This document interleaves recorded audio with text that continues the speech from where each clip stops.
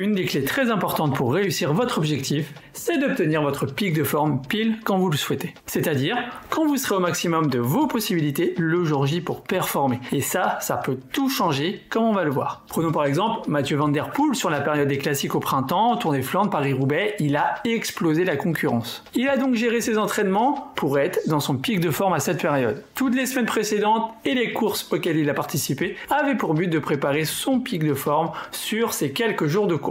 Alors, le problème, c'est qu'au niveau amateur, c'est que beaucoup de cyclistes passent à côté de leur course ou cyclo parce qu'ils ne savent pas prévoir un pic de forme. Et dans cette vidéo, je vais vous montrer comment on fait pour prévoir un ou plusieurs pics de forme. Comment le préparer au mieux et quelles sont les meilleures périodes pour le préparer. C'est vraiment important de comprendre ça, donc restez bien avec moi. Rapidement, qu'est-ce que concrètement un pic de forme? Retenez bien qu'un pic de forme se provoque. Vous ne devez pas être guidé par votre forme pour décider de votre programme, mais c'est vous qui devez guider votre forme. Un pic de forme, c'est comme si je vous demandais de visualiser une courbe qui représente une forme, et cette courbe, elle va monter très haut, à un niveau que vous aurez rarement observé, et vous allez rester à ce niveau-là quelques jours, quelques semaines, avant de voir votre forme diminuer. C'est logique, on ne peut pas rester à son pic de forme plusieurs mois ou toute l'année, et si tel était le cas, c'est que votre niveau de base a évolué, et lors d'un pic de forme, vous pouvez encore en espérer plus. En moyenne, un pic de forme va durer 2 à 3 semaines. Tout va dépendre de la qualité et du volume de votre entraînement,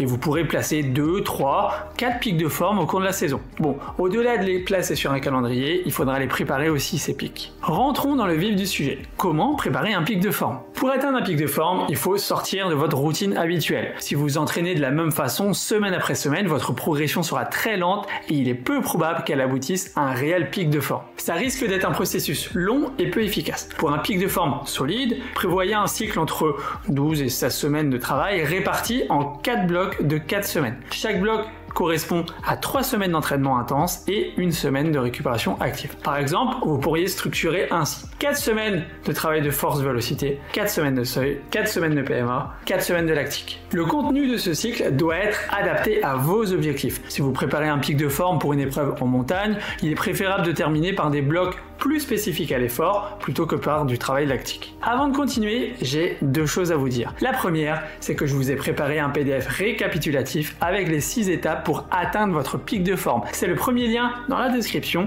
c'est cadeau. Et la deuxième, c'est de vous abonner si vous aimez ce qu'on fait. Passons maintenant à la période idéale pour avoir un pic de forme. La période idéale pour provoquer un pic de forme dépendra entièrement de vous. Dans tous les cas, je vous conseille de placer votre pic de forme au cours d'une période de course, d'une cyclo, d'un événement ou d'un défi que vous vous lancez. Il vous suffira ensuite de revenir en arrière pour placer vos blocs d'entraînement qui correspondent le mieux à votre effort. On en parle un petit peu plus loin dans la vidéo, restez avec moi. Donc, par exemple, vous pouvez chercher à provoquer un pic de forme pour le début de saison, milieu de saison et fin de saison. Si vous êtes un coursier, ce sera facile, il suffira de cibler un ensemble de courses, il y a toujours quelque chose à se mettre sous la dent pour en démontrer sa forme. Alors attention, cet objectif doit être quelque chose qui vous tient à cœur, pas une course lambda. Il faut une pointe de challenge, de défi pour parvenir à se motiver à s'entraîner en fonction. Si vous êtes un cyclosportif, c'est plus difficile. Soit vous avez quelques cyclos à plusieurs moments de l'année, là ça le fait, et si au contraire vous ne prévoyez qu'un seul objectif dans votre année, comme c'est le cas pour ceux qui misent tout sur l'étape du Tour, il va falloir innover. Parce que avoir un pic de forme, ce n'est pas seulement valider une performance, c'est aussi et surtout pour valider une excellente forme et des progrès. Celui qui vise l'étape du Tour aura tout intérêt à prévoir un pic de forme courant avril pour valider des progrès, son cap, puis repartir sur un autre cycle d'entraînement qui culminera en juillet à l'occasion de l'étape du Tour. Stratégie idéale pour passer des caps en cours d'année. C'est la stratégie que j'utilise dans les coachings et qui apporte d'excellents résultats. Si vous êtes intéressé, le lien est dans la description. Pourquoi est-ce plus facile de programmer un pic de forme en fin de saison? Si vous venez de terminer une saison complète, il est plus facile de planifier un pic de forme en fin de saison. Tous les éléments sont réunis. Des journées encore ensoleillées pour s'entraîner, des kilomètres accumulés tout au long de la saison, une motivation de fin de saison qui vous pousse à vous dépasser. Septembre offre souvent une arrière-saison agréable et octobre reste favorable pour bien rouler. C'est donc le moment idéal pour viser un dernier pic de forme. De plus en plus de cyclistes alternent la route et le cyclocross. Avec un début de saison de cyclocross fin septembre ou début octobre, les conditions restent bonnes. Des circuits souvent secs et roulants où les routiers viennent tester leur dernière force face au cyclo-crossman. Et l'un des deux avantages de viser un pic de forme en fin de saison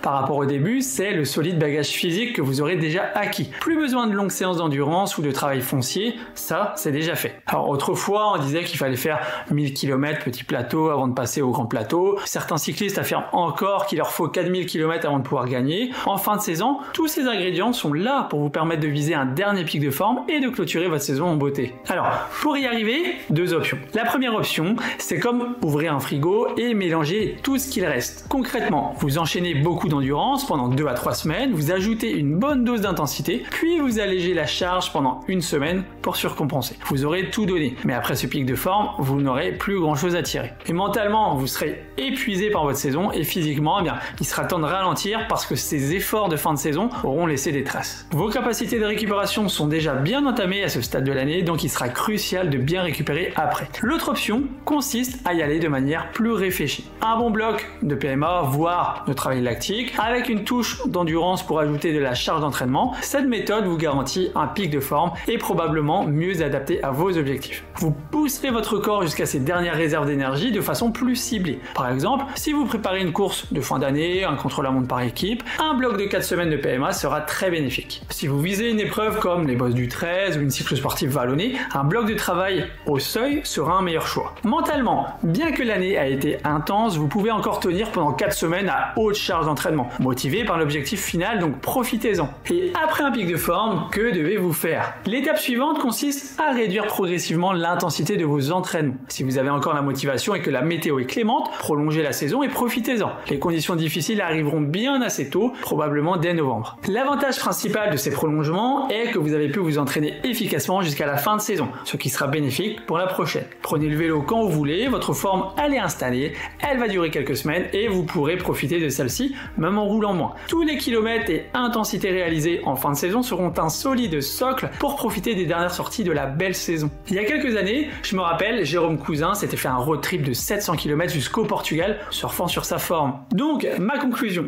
quand j'étais plus jeune, je croyais que le niveau auquel je finissais ma saison serait assuré au début de la saison suivante. À l'époque, sans connaissance, j'ai stagné longtemps. Puis j'ai découvert les entraînements par intervalle et dès que j'ai commencé à m'entraîner sérieusement, la progression a été fulgurante et j'ai vite compris que ce que j'avais gagné ne disparaîtrait pas comme par magie. La clé réside dans la méthode, les intervalles, le volume, la récupération et la gestion des pics de forme. On entend souvent des cyclistes dire « si je suis en forme, je ferai telle course ». Mais en réalité, ce n'est pas votre forme qui doit dicter votre programme, mais vous. Avec la bonne méthode, c'est vous qui guidez vos entraînements et performances et non l'inverse. N'oubliez pas de télécharger le PDF récapitulatif, vous verrez les 6 étapes pour atteindre votre pic de forme. C'est le premier lien dans la description. D'ici là, entraînez-vous bien et à très vite.